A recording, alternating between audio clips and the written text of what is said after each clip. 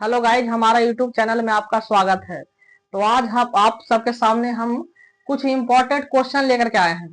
तो ये important question जो नर्सिंग में बार बार एग्जाम में पूछा जाता है, मान के चले कि ये पीवाई क्यू ही है, जो बार बार एग्जाम या पिछले आगामी एग्जाम में पूछा गया और आने वाले आगामी एग्जाम में पूछने का ज्यादा ही 100% चांस है।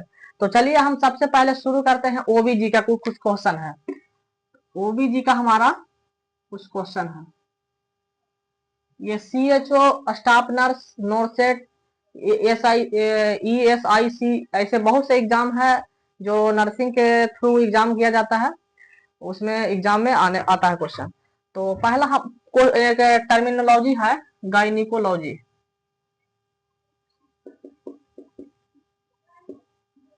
अब ये पहला टर्मिनोलॉजी है कि gynaecology.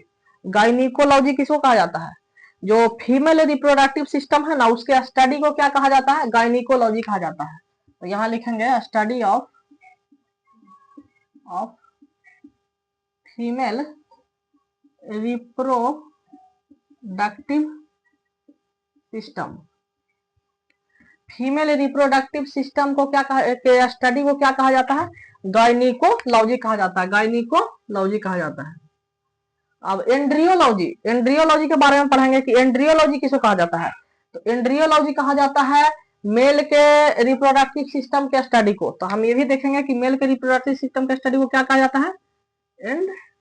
एंड्रियोलॉजी।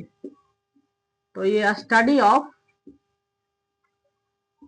Of male reproductive system.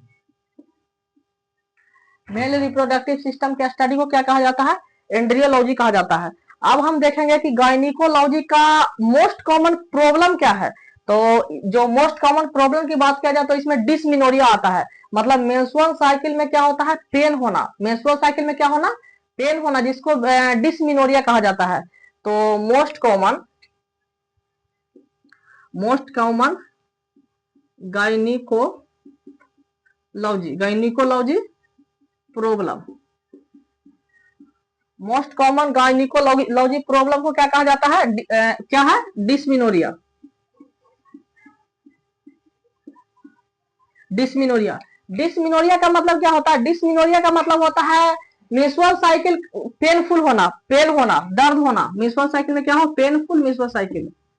Painful menstrual cycle. Painful menstrual cycle को क्या बोला जाता है? डिसमिनोरिया बोला जाता है। अब हम देखेंगे कि जो फीमेल रिप्रोडक्टिव सिस्टम है, जिसका फॉर्मेशन कौन से डक्ट से होता है। तो फीमेल रिप्रोडक्टिव सिस्टम का जो फॉर्मेशन, जो डक्ट होता है, वो मुलेरियन डक्ट से होता है और मेल का होता है बोल्फिन डक्ट से। हम देखेंगे फीमेल रिप्रोडक्टिव सिस्टम का फॉर्मेशन डक्ट कौन से डक्ट से होता है? तो अभी हम बताएं मुलेरियन डक्ट। कौन सा डक्ट? फीमेल रिप्रोडक्टिव सिस्टम का फॉर्मेशन कौन सा डक्ट से होता है? मुलेरियन डक्ट से।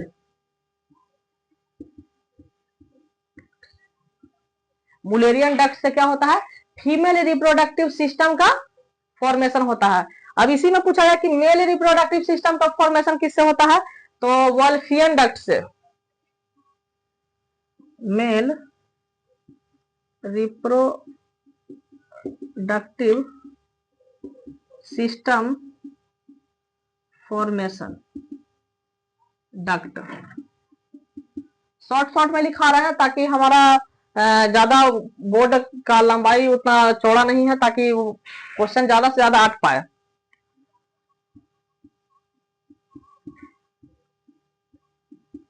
Wolffian duct.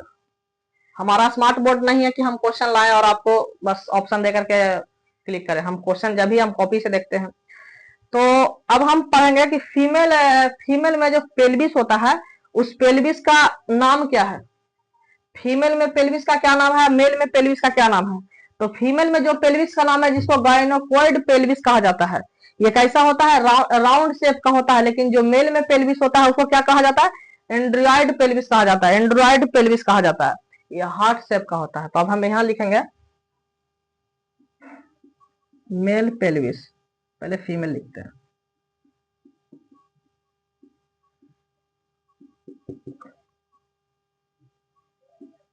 Female pelvis, female pelvis को क्या कहा जाता है? गायनेकॉइड पेल्विस कहा जाता है।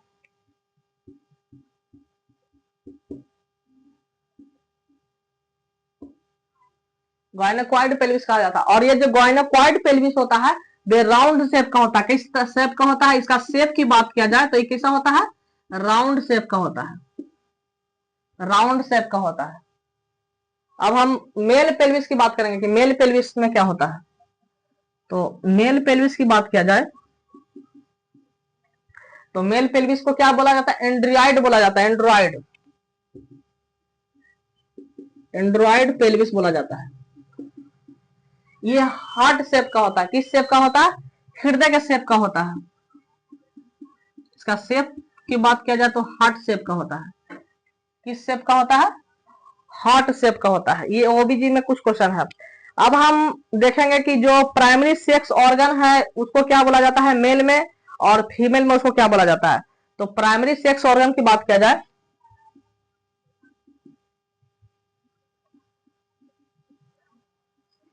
Primary sex organ, primary sex organ की बात किया जाए तो प्राइमरी सेक्स ऑर्गन में मेल की बात किया जाए तो इसमें क्या होता है? टेस्टिस होता है। और फीमेल में ओवरी होता है। फीमेल में क्या होता है? ओवरी होता है। मेल में टेस्टिस होता है। और यहीं पे लिख देते हैं। फीमेल की बात किया जाए, यहाँ पर 100 हाईलाइट कर देते हैं। फीमेल की बात किया जाए तो अरे ओवरी होता है, ओवरी होता है। अब हम देखेंगे कि जो फीमेल में का सेक्स ऑर्गन क्या है और मेल का सेक्स ऑर्गन क्या है। तो सेक्स ऑर्गन की बात किया जाए, सेक्स ऑर्गन की बात किया जाए तो यहां पर लिख देते हैं फीमेल। फीमेल सेक्स ऑर्गन क्या होता है? एस्ट्रोजन होता है। क्या होता है? एस्ट्रोजन,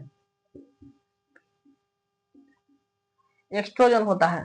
और इसी में मेल सेक्स ऑर्गन की बात किया जाए तो मेल सेक्स ऑर्गन की बात किया जाए तो क्या होता है? टेस्टोस्टेरोन। क्या होता है? टेस्टोस्टेरोन, ये होता है मेल सेक्स ऑर्गन। अब हम बात करेंगे सबके लाइफ टाइम की। जो फीमेल में जो ओवरी है, हाँ फीमेल में जो ओवरी है उसका लाइफ स्पैन कितना होता है, और मेल में जो टेस्टिस है उसका लाइफ स्पैन कितना होता है। या टेस्टिस से वही बनता है क्या? स्पर्म बनता है। यहाँ पर लिख देते हैं स्पर्म। स्पर्म का जो लाइफ स्पैन कितना होता है।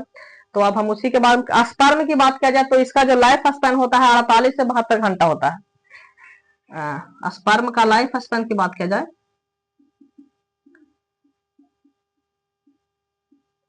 48 से 72 घंटा होता है। कहीं कहीं ऑप्शन में 61 घंटा भी दिया हुआ रहता है, 61 आवर, 61 आवर। और हमारा ओवरी की बात किया जाए तो ओवरी का जो लाइफ स्पैन होता है 12 से 24 घंटा होता है, 12 से 24 आवर होता है, 12 से 24 आवर होता है।